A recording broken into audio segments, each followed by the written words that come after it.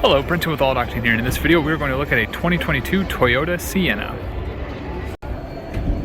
Alright, we're going to talk minivans. We've got a Toyota Sienna starting out at $34,460.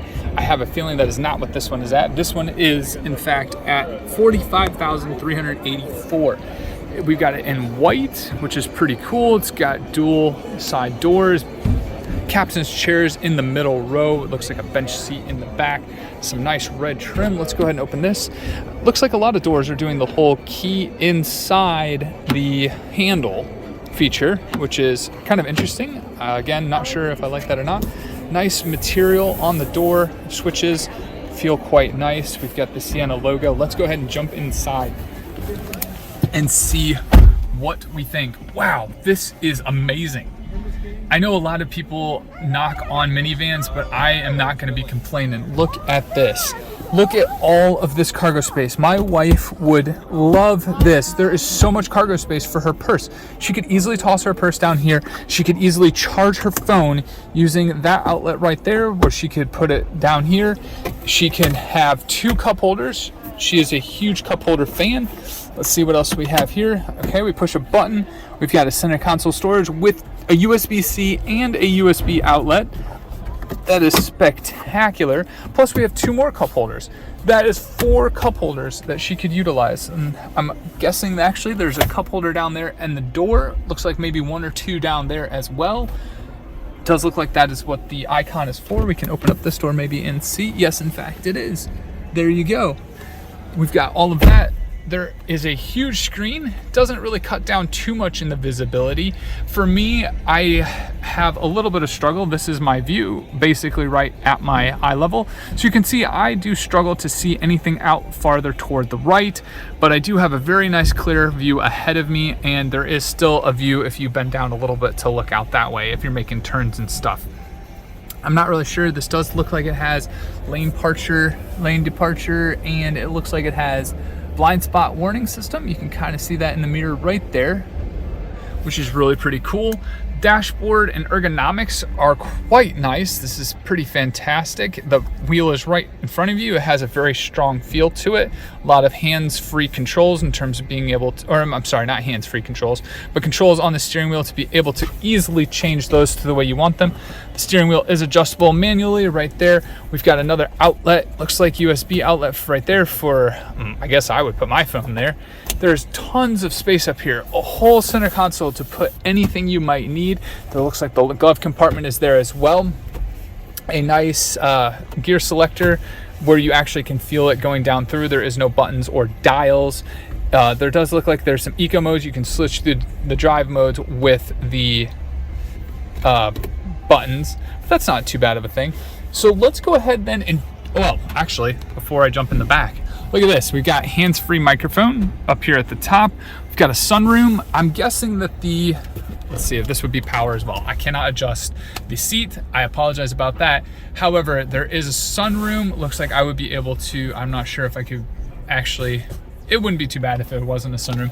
We have a lot of nice center console or controls up here in the roof, being able to control a number of different things. Doors on both sides, rear lift gate. We've got, I guess, moonroof, both are for the front and opening it in a particular direction. We've got calling button, being able to turn off the call. Let's see, we've got mirrors with lights. Doesn't look like they have any extenders though. That would be kind of a difficult thing. My wife would probably complain about that, but that's not a real big thing. Actually, no, it does slide. All right, never mind. It slides, but it slides in a different way. It slides like that rather than the whole thing. So, not a bad feature there. Let's go ahead. Man, this metal is stunning. I really like that feel. That is very ergonomical, and I like it. And like I said, my wife would so appreciate this center console. It is massive. So let's go ahead and jump out of here, jump in the back, or I guess in the middle seat. We'll go on the bench. Looks like this one is about midway back. And midway back, I was very comfortable in the front.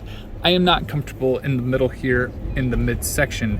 The front passenger seat is up a lot farther. We got some climate controls right there, right at our face. And we've got more climate controls right there. But let's go ahead and jump over to the other seat. I'm gonna slide this armrest up. I'm gonna jump over. That is much better. So now we'll try to see what the rear seat is like here in just a second. They do have some USB outlets right here. That is spectacular. Not really sure what that does. 2 cup holders, nothing else there. I'm not sure if there would be anything. And again, you can kind of see how these seats slide through this. These are a lot farther than that one. Looks like there's like a little cup holder on these two as well. Let's go ahead and move to the back. I'm just gonna kind of slide through. Wow, that wasn't pretty. I can now feel how Doug DeMuro does. Sorry, you guys have to endure this. All right, so in the back seat, I would only really be able to sit back here behind the one that in the middle that I had a very big struggle getting into. However, that seat could come back a little further and I would be okay.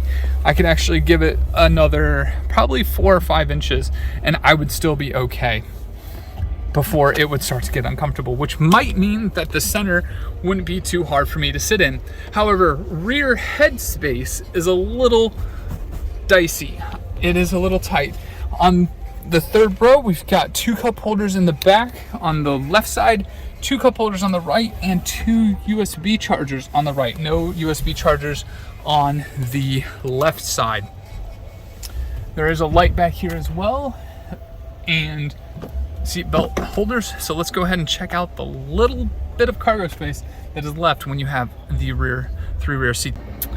When I said little, I had no idea how big the cargo area space was for one of these vehicles. That is incredibly deep. I would have to bend down so low to get into this to get all the cargo space that this thing has. There is an enormous amount of cargo space in the side as well. The right side, I'm not sure what is behind this panel. We're gonna find out.